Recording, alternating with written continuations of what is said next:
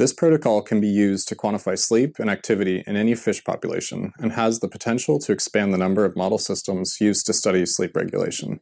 The advantage of this technique is its flexibility. For example, fish can be tracked in a variety of arena sizes or in singly housed or group housed experiments.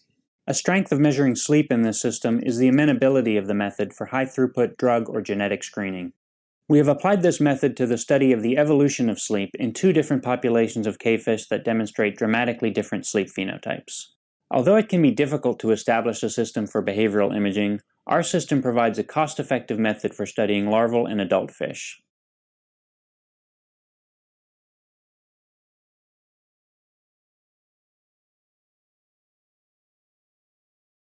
To build a system to accurately track locomotor behavior for studying sleep and circadian rhythms in larval A. mexicanus, use 0.33 cm thick white sign acrylic to construct a platform for the larval tracking system.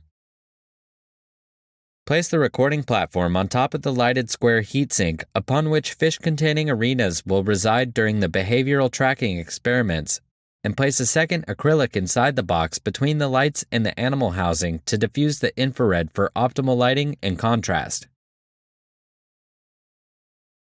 Place the entire larval tracking stage and lighting setup within an enclosed plastic tube.